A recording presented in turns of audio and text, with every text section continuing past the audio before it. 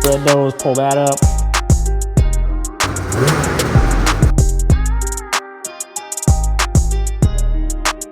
And then switch to the 1/4 inch. That's another 862 in the books.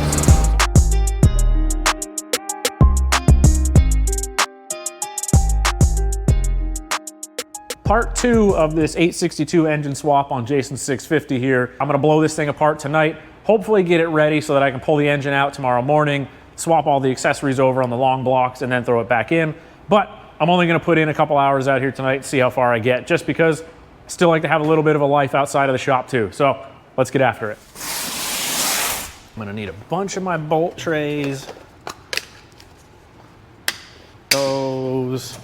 Basically, this process is pretty straightforward if you've disassembled your sled all the way down to the bare bones. If you haven't, it's not very simple. It's a lot of work. You gotta have the whole engine out, you gotta swap a lot of long block pieces. Clutch has gotta come off. I pull a lot more wiring off than is absolutely necessary because it gives you a lot more working room with the airbox and all that stuff. Again, I know you don't need to pull that off, but I pull this harness all the way out, all the way off to the other side, so that way I have all the room in there to work. Makes it a little bit easier. It takes probably 15 to maybe 30 minutes longer if it's your first time getting at connectors. I think it's worth it. That's just me. I'm gonna go to time lapse, keep ripping and tearing on this stuff, and we'll jump back in when we need to.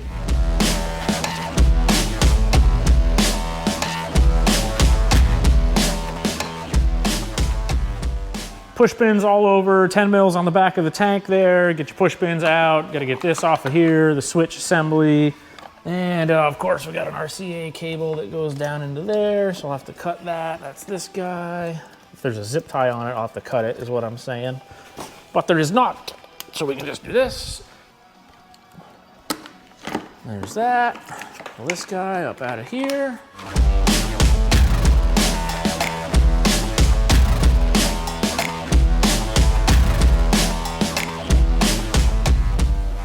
Oh no, it missed it.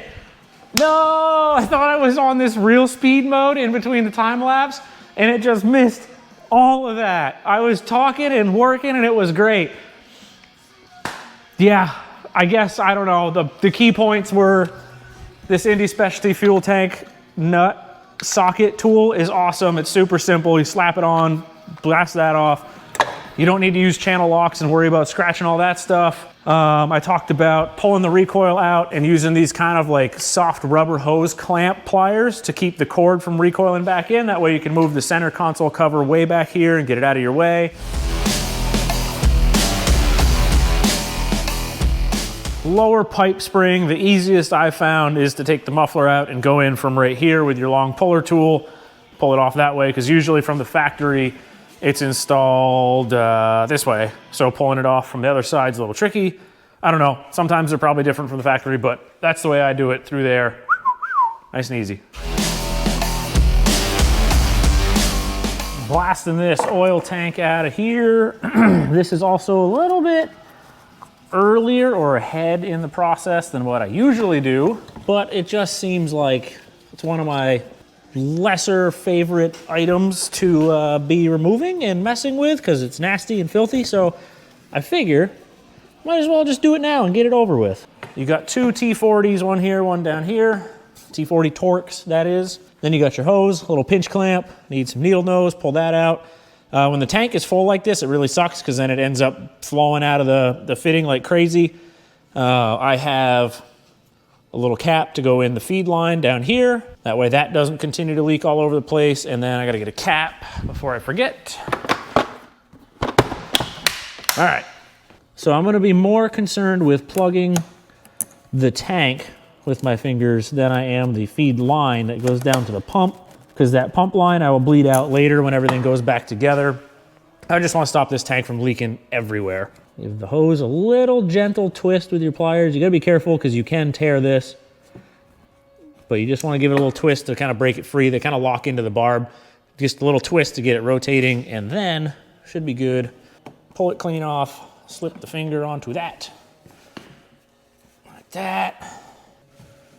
All right, We got that on there. So now our tank isn't gonna leak out everywhere.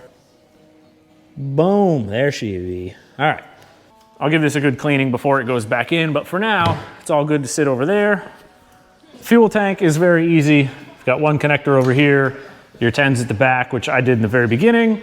Then you've got these two fittings here. You just get on these little tabby-doos each side. Spread those, pull that up. We're gonna do this. You saw those, you saw the one, super simple. Get in there, the one side's easy to get to, pry that one up. And then these just pull up off. They're double O-ring in there. They don't generally leak a whole lot out. You can pick the tank up, move it to give yourself a little more room here. These are hard plastic lines. Yeah, that one leaked a little. I'll crop in, you might have been able to see how much came out of there. Not a lot, maybe a teaspoon or two. Couple caps. And then you just give it a heave-ho, pull it off. Luckily this one doesn't have, 10 gallons in it. And then ta-da, you got all this in here. Now it's electrical connector time. Start just unplugging stuff. You can label them all if you're not familiar. And you wanna be a little more careful about making sure, oh, they're all dielectric, gross. Luckily they don't repeat connectors near each other too much, so you can't really plug them into the wrong stuff. You got a lot of zip ties to cut. Luckily, on these harnesses, come on now, there you go. Most places where you need to put a zip tie, there's a white strip on your harness, so you kind of have a good ballpark when you're going back together of where a zip tie should be. But like I've said in other videos, if you're doing this stuff for the first time, just take a lot of pictures as you go. That way you know the routing of things and you can put them right back.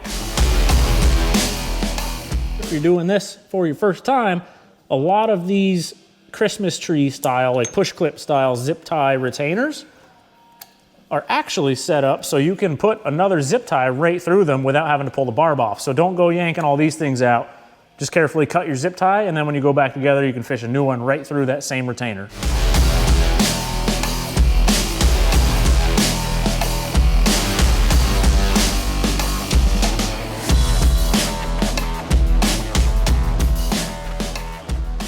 Touching on the harness stuff, like I said, I pull out more than you have to. You could leave this bundle right in here.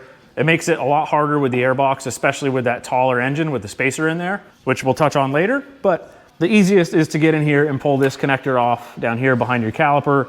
The hardest part is messing with this retainer and zip tie down in here. Once you cut that, you have to bend this little bracket brace that holds the coolant bottle. It bends right back, no problem. I've just found pulling here and getting some space on that helps. So once you cut that zip tie, you got to fish this harness out through this gap here, open that up. You can see how easily that thing moves. Open that up, pull the harness out, and then you can pull your main harness all the way over and stuff it down in the bumper, and it's completely out of your way, and it gives you a little bit more height or working room in here for the airbox. And get that zip tie out after the fact, because that's easier. So it's really not that bad, but the first time it might be a little tricky until you figure out the easiest angles and right tool and clippy-do and whatever else. Come on now. Fuel temp or fuel pressure sensor unplugged. And now, let's do this number. I'll take the camera with me. Again, one-handed. See if we can fish all of this gently. Not lose any seals on our plugs. Okay. Now we put this old girl down in here. That's pretty much entirely out of our way. And then we get the coil packs off, the big PBR, power booster regulator, jobby unit thing.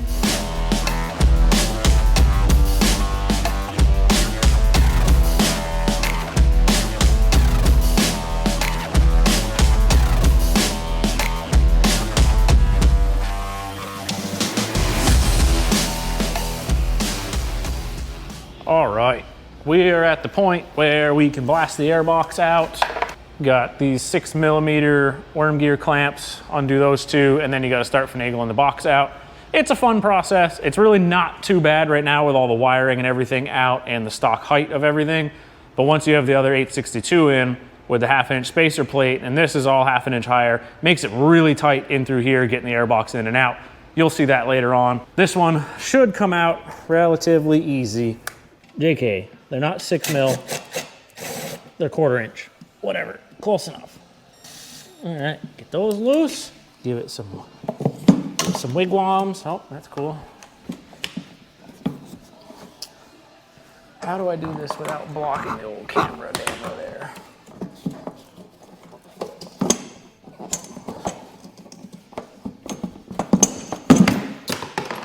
So you lose a clamp or two, but see, you just gotta twist and turn and pull and jam and whatever, and it comes right out of there. I'm working on pulling the recoil out of here now. Someone's been into the recoil at some point, which makes me a little suspicious about it not working, and if someone's been in there messing with that or what, because we're missing one bolt from down here. This one's slightly rounded over. So I'm not sure what the deal is with that. It's not a big deal, but it always makes you wonder when someone has been into something once already. That one, I'll show you what I do here real quick. All right, you get that one bolt out over here. You just get this guy in here and pick the engine up a little bit. It walks right out. And with the pliers, it can be a little tricky. Why are you not working? Oh yeah, the spring's all dickered.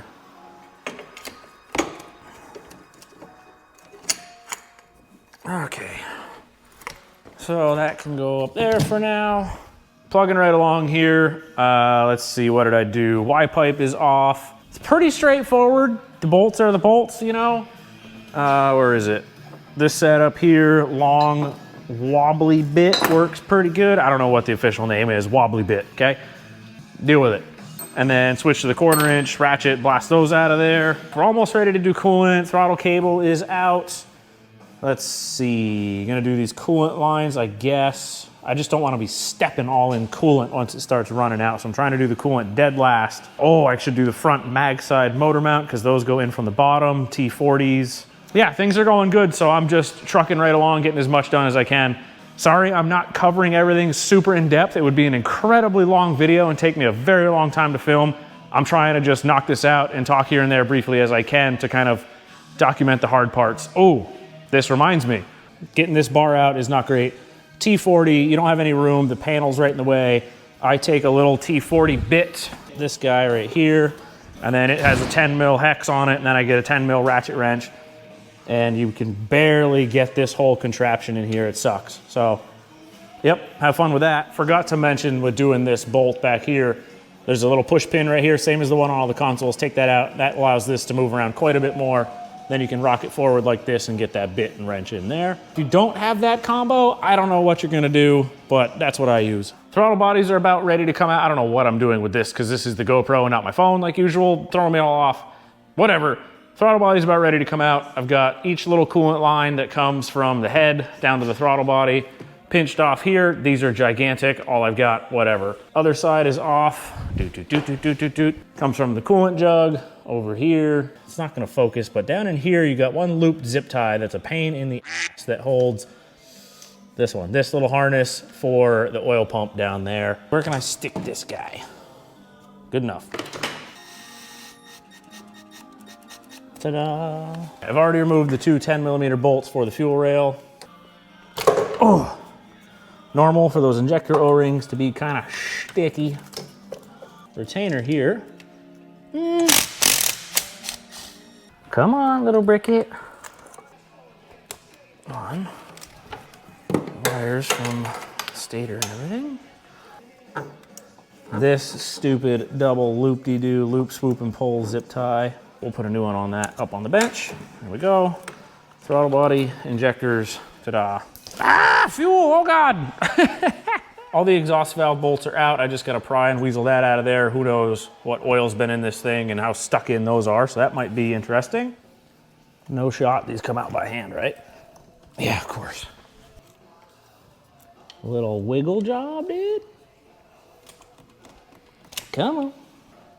Oh, baby, these things are bad.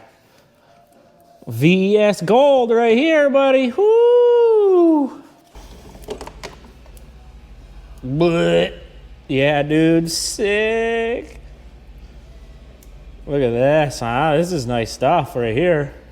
Luckily, I don't have to mess with these or try and, whoa, these are bad. Yeah, I don't have to try and clean these because they get 850 valves. So, yeah, we're just gonna, that right, let's put this back in. That right there. Coolant hoses, hook tool. Oh, not in the cylinder. Get it in the backside of the hose. Try and separate it from the part a bit because they like to stick. Ended up with a different hook tool. Same idea, different, a little different tactic. We were able to get up under the hose quite a bit more. Still had a bit of it on the bottom that was stuck, but I was able to get most of it. Sorry you missed it, but the engine's out. Just kind of was going with the flow there. I'm gonna dump a little more coolant out of it right here, so I don't have as much to mess with on the bench. Hiya! Do, do, do, do, do. Ta-da! Just about at a good stopping point. I gotta put all my tools away, clean all the tools, put all the tools away, hose the floor, hose the belly pan. I guess I'll degrease it right now too, that way it can dry overnight.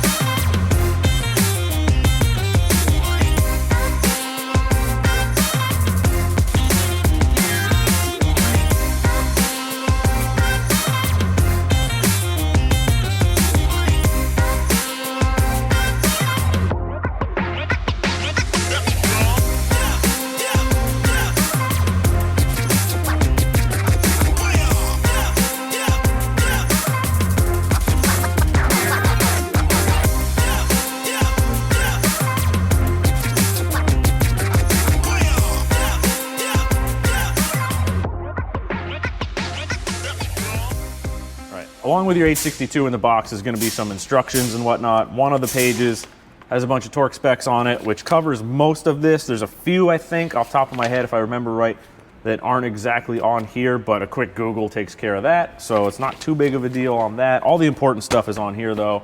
While this is all apart and I'm swapping pieces over, I'm going to end up throwing on some TRS Performance engine mounts so that we can get this thing aligned properly. Once it's back in the sled, we've got the TRS bar down there for clutch alignment. We'll make sure that this thing's located properly before we torque everything down for the final time. Other than that, I just got to start swapping pieces and parts over. So back to the time lapse and off I go.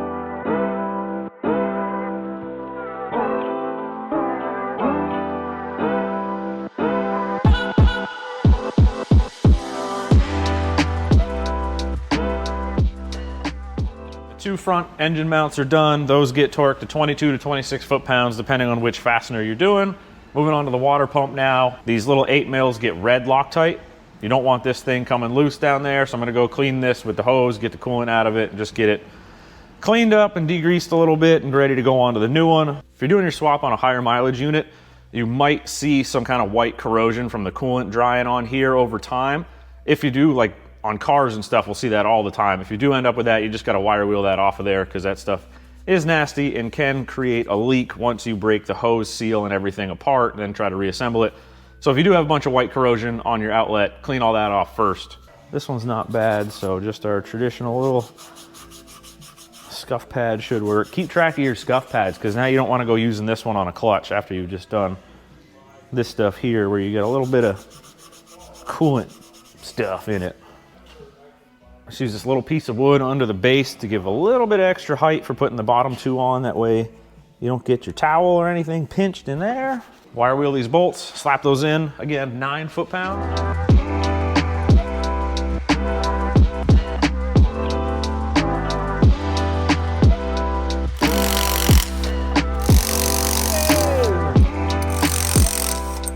Now we're to the point of pulling the flywheel off. You need a puller of some sort. They make specific special ones for doing just these. However, a general steering wheel style puller or bolt grip puller set, according to this 1990s Snap-on logo here, will work just fine in here. 2 bolts across. M6 by 1 is the thread pitch on this, so So we're gonna get through the Loctite that's still in the flywheel here. Ta-da! That's all that takes. And then you just have to pull it past the magnets, which can be a little tricky. Then it's just a matter of let go. There. Then from there, you've got some Torx bits. You got 3 Torx bolts here. You got, what are those, 4mm Allens on the 2 pickups. A little plastic jobby comes out, and then you fish your harness through, swap it over to this one, Loctite, swap your keyway over into the crank, and then reassemble this bad boy on there. This gets torqued to, what is it, 90 foot-pounds, I think it was? 90 foot-pounds on your main nut right here.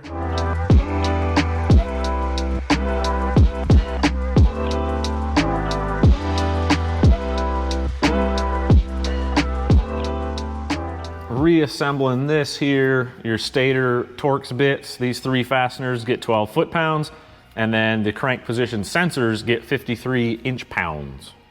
So not a lot on those little guys. I'm hungry. Let's get this guy going in here. Yoink. And then the recoil housing keeps that pressed in away from everything. Yeah, flywheel, and that thing is gonna go whap. You gotta try and line it up with the keyway just right. Magnets, how do they work? Don't you do it, you little... Oh, I got you, bitch. Aha!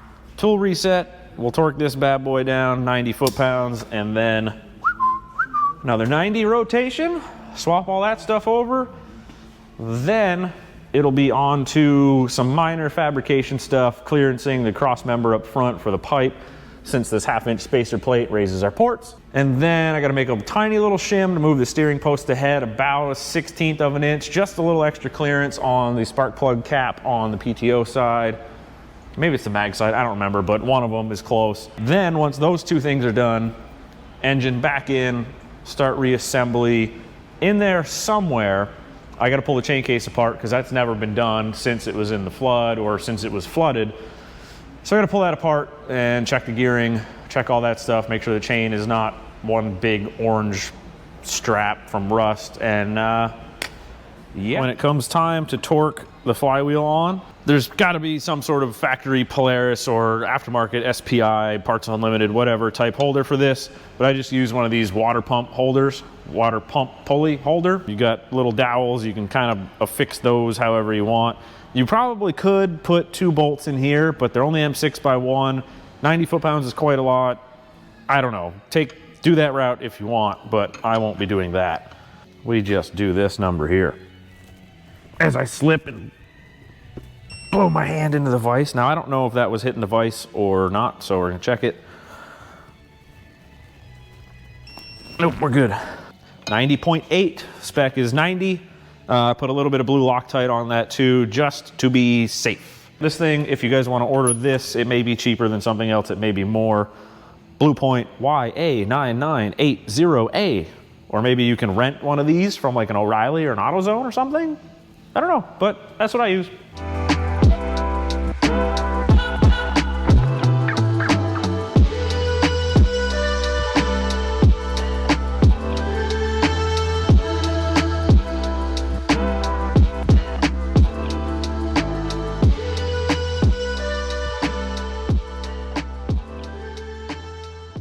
Got our mag side mount all together. This poly nut is just snugged up so that we have a little bit of rotation in the mount here so that that can sit where it wants to.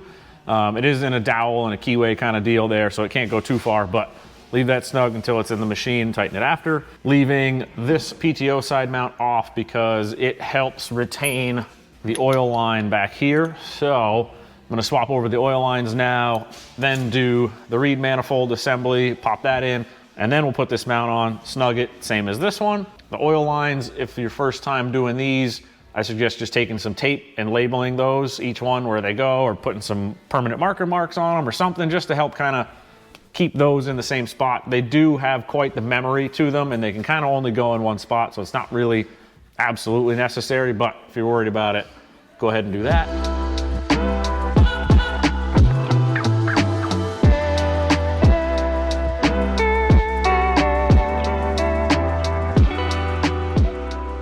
quickly before the battery on the camera dies, I like to pre-oil a lot in here in the crankcase and all that stuff. The oil's not gonna hurt anything. Pre-mix as well, prime the pump, all that good stuff. Worst case, if you put way too much oil in, you're gonna foul a set of plugs, which very minor, way better than the alternative. So I have this little Tabasco squirt bottle that's been cleaned out, filled with clots, and we just blast in there. Get everything pre-lubed up. Hit it with the oil big time. Oh yeah, oh yeah, oh yeah. It's about lunchtime, so I'm gonna swap over the reed manifold quick, get lunch, and then we'll be back at it. Finished up with lunch. The last thing I'm gonna do on the long block assembly part is remove this main water neck here and cut 2 barbs off of it. This is something I started doing on the Indy Specialty head in this package. This all does work and you can get your hose on, but it pushes the hose back a little bit closer to the air box. I found that cutting 2 ribs off of this, there's 5 or 6 here, 5 of them. Taking 2 off, you still have over 1 inch to get the hose and the clamp on, but it gives you even more room with the air box, fitting that in there when you're trying to finagle it in between the frame and everything, and it keeps that hose in a little bit more of a natural state. So I'm gonna spin this out, take the cutoff wheel, take these 2 outer barbs off, re-Teflon this, put it back together, then we're done with the long block, then it's into the chassis to trim the bulkhead and all that stuff, which we'll get onto after this.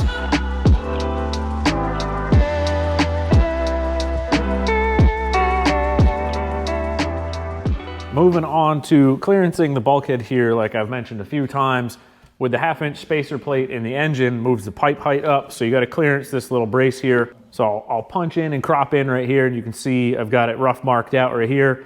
That's kind of the rough outline of what you need to trim. You kind of come from the bottom of the brace here up to just below the little label, and then arc it right back down and follow this web right here. And that gives you 3/8 to a little bit more around that region of clearance all the way around the pipe once everything is in. Sure, you could take a little less. I like to just kind of knock that right out and be done with it. Get the little mini air saw, cut this out, band file, smooth it up, and then that part is done. After that, we need to go ahead and make another one of these little aluminum plates to go behind the steering post bushing to kick the post ahead just a little bit. 1/16 of an inch, maybe a little more if you want. You don't need to go crazy with it, but just a tiny little bit to get a little extra clearance on the spark plug cap helps.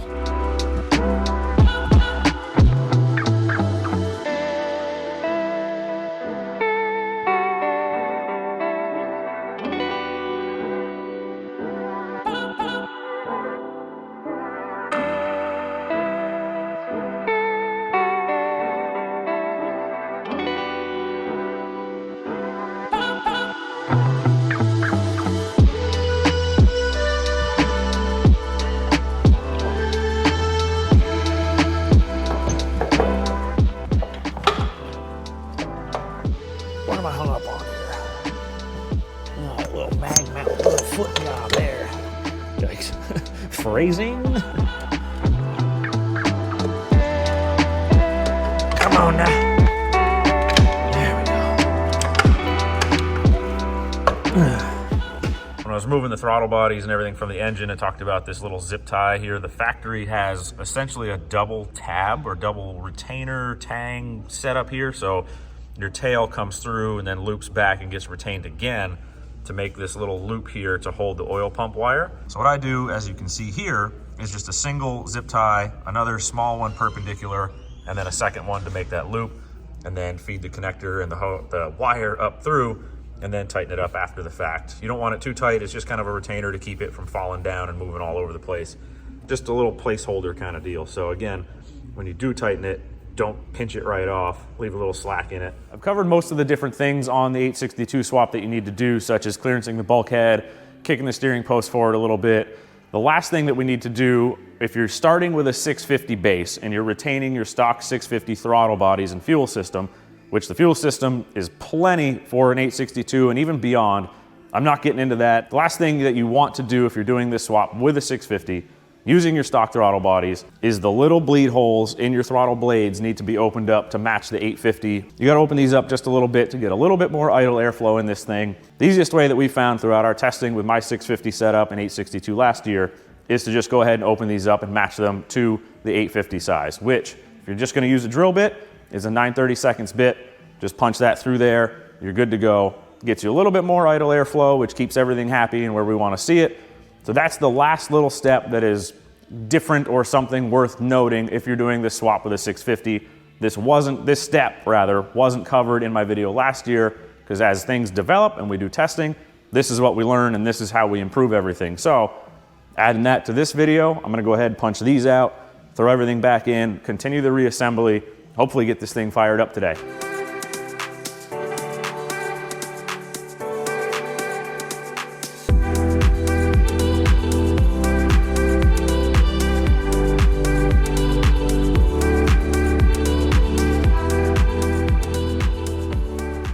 I've forgotten about a couple steps before I get into the electrical stuff. I gotta go ahead and align the engine. I haven't put the main engine bolts in yet, so I'm gonna put some Loctite on those, get those started and snugged up.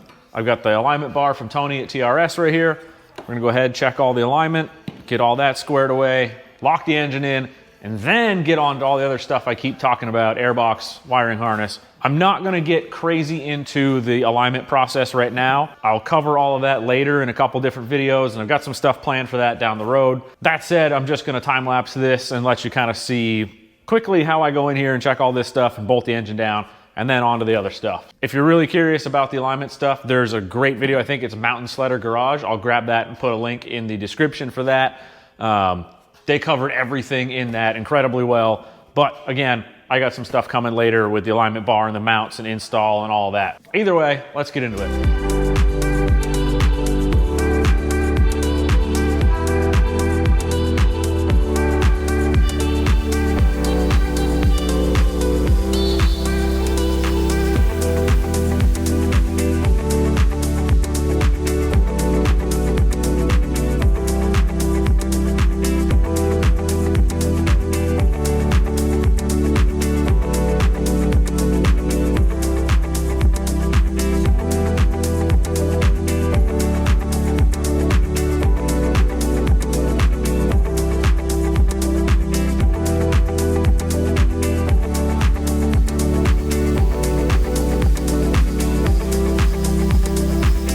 Just finished up putting the exhaust valves in, the new 850.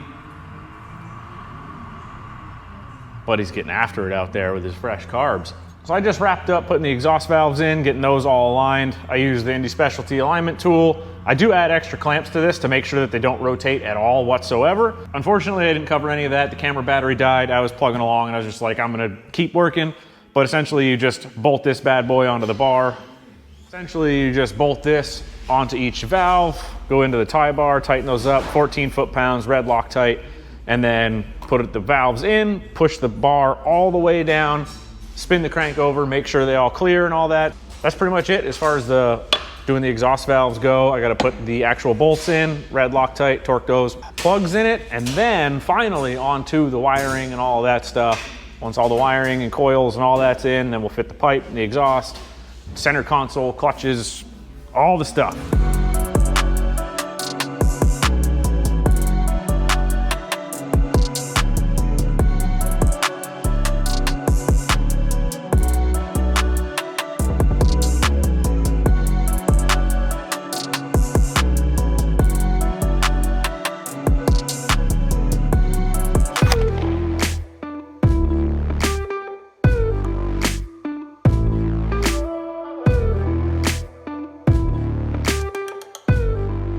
Come on, girl. There you go. Oh yeah, smoking good. Beautiful. Look at that. Hell yeah. What a beaut. Woo! Let's go. So we're just letting it do one little heat cycle here.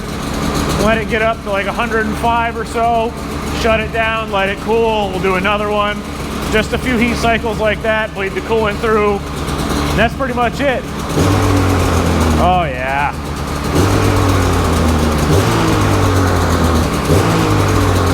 She do be smoking though. Oh boy, the shop is filling up. I'll have to turn the fan on in a minute here. But that's what you want to see though. All right, thermostat opened up. We got to about 102, 103. Thermostat open, we're down to 97 right now. Yeah, so you pulled some coolant in. Coming back up, 99. Perfect. That's another 862 in the books. Heat cycle number 1 is done. Whew, you love to see it.